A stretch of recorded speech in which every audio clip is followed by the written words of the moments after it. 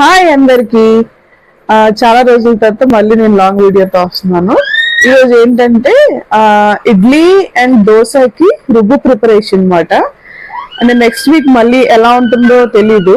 So ఈ week కొంచెం strength ఉన్నప్పుడు ఈ ఇడ్లీది అండ్ దోశది బ్యాటర్ ప్రిపేర్ చేసుకొని ఉంచుకోవచ్చు అని చెప్పి బయట నుంచి కూడా తెచ్చుకోవచ్చు. బట్ వర్షాకాలం కదా, ఈవినింగ్ టైమ్స్ లో చిన్న చిన్న పురుగులు లాంటివి వస్తున్నాయి. బయట నుంచి ఎందుకు ప్రిఫర్ చేయడం అని చెప్పి ఇంట్లో ప్రిపేర్ చేసుకుంటున్నాం. క్యాప్ పెట్టి బ్యాటర్ ఆడించుకోవచ్చు అని. సో ఫస్ట్ అయితే నేను ఇడ్లీ రుబ్బు ఆల్రెడీ వేసాను. దాని తర్వాత దోశ రుబ్బు చూపిస్తున్నాను మీకు. ఇది ఇడ్లీ రుబ్బు అయిపోయిన తర్వాత అది తీసేసిన తర్వాత అదే గ్రైండర్ లో వాష్ చేయాల్సిన పని లేదు, సేమ్ ఒకటే కదా, రుబ్బు మినపప్పే కదా. సో ఇప్పుడు దోశ రుబ్బు వేయచ్చు. ఇడ్లీ రుబ్బుకి నేను ఫస్టే కొంచెం ఇడ్లీ రవ్వ సోక్ చేసి పెట్టుకున్నాను. దాన్ని గట్టిగా పిండేసి, మనకి సౌత్ ఇండియన్ స్టైల్ అంటే మన ఆంధ్ర స్టైల్ ఇడ్లీ, ఇది super Andhra style idli. And ఇదైతే రవ్వని మిక్స్ చేస్తున్నాను నేను రుబ్బులో. ఇది 1:3 రేషియో నేను ఫాలో అయ్యాను. అండ్ దోశకు కూడా అంతే, 1 కప్పు మినపప్పు. అంటే నేను ఇంకొంచెం ఎక్స్ట్రా వేసాను కొంచెం మెత్తగా రావాలని. సో ఇది ప్రెసెంట్ కి, ఇది రేపటికి అన్నట్టుగా మీకు చూపిస్తున్నాను. సో దానికి కాంబినేషన్ నేను బొంబాయి చట్నీ చేస్తున్నాను. సో బొంబాయి చట్నీ అంటే అందరికి తెలియకపోవచ్చు, శనగపిండితో చట్నీ చేసుకుంటాం కదా అది. సో శనగపిండితో చట్నీ ఈ ఇడ్లీ కాంబినేషన్ చాలా బాగుంటుంది. అంటే నాకైతే ఈ ప్రెగ్నెన్సీలో క్రేవింగ్ అది నాకు చాలా నచ్చుతుంది. కారం పొడితో వేసుకొని తింటే అసలు వేడి వేడి ఇడ్లీ చాలా టేస్టీగా అనిపిస్తుంది. సో నేను చిన్న మేకింగ్ ప్రాసెస్ కూడా ఇక్కడ పెట్టాను, అంటే ఫస్ట్ ట్రై చేశాను చూపిద్దామని. అన్ని ఇంగ్రీడియంట్స్ వేసి మనము శనగపిండి, ఈ శనగపిండి కూడా నేను ఇంట్లో ఆడించుకున్నదే. శనగపిండిలో సాల్ట్, కారం యాడ్ చేసుకొని ఆ శనగపిండి వాటర్ని ఇందులో మిక్స్ చేసుకోవడమే.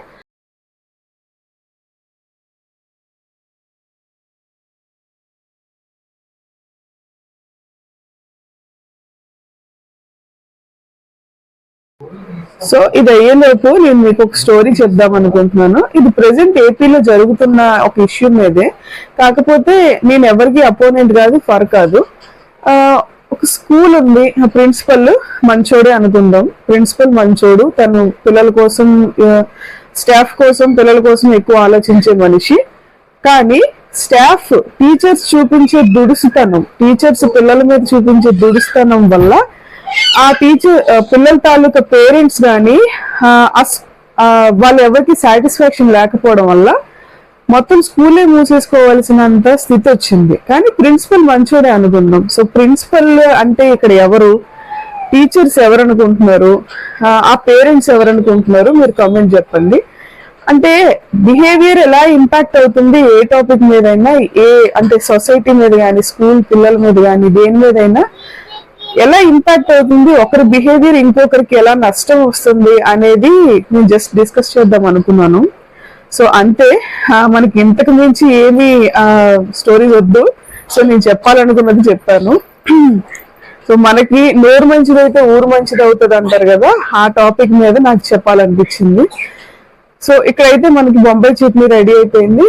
ఆ పోపులో నేను మిక్స్ చేసిన వాటర్, శనగపిండిలో ఉప్పు కారం కలిపి మిక్స్ చేసుకున్న వాటర్ నేను యాడ్ చేసి, అది దగ్గరికి చెక్కపోయినంత వరకు మనం కలుపుతూనే ఉండాలి, లేకపోతే ఉండలు కట్టేస్తుంది. అడుగు నుంచి కలుపుకుంటూ ఉండాలి. సో ఇక్కడ ఒక 5 to 10 minutes లో మనకి ఈ చట్నీ రెడీ అయిపోతుంది. ఈ చట్నీ చిన్నప్పటి నుంచి తింటున్న వాళ్ళకి అయితే ఒక ఎమోషన్, అది చెప్పొచ్చు. అండ్ కారం పొడి కాంబినేషన్ తో చాలా బాగుంటది. అండ్ చూసారా దగ్గర పడిపోయింది. సో ఆల్మోస్ట్ ఇది కంప్లీటెడ్. ఇంకా మూత పెట్టేసుకుని ఆపేసుకోవచ్చు. ఇది చల్లారుతున్న కొద్ది దగ్గర పడిపోతూ ఉంటుంది. సో ఇది నేనైతే వేడివేడిగా ఇడ్లీ కూడా వెంటనే పెట్టుకున్నా. అండ్ ఈ ప్రెగ్నెన్సీలో ఏంటంటే వేడిగా ఉంటేనే తినాలనిపిస్తుంది నాకైతే, కొంచెం చల్లారిపోయినా దాని మీద ఇష్టం కలగట్లేదు. సో ఇది ఇడ్లీ అండ్ చట్నీ. ఈ కాంబీ ఆఫ్టర్నూన్ లంచ్ కి వెజ్ పులావ్ అమ్మ ప్రిపేర్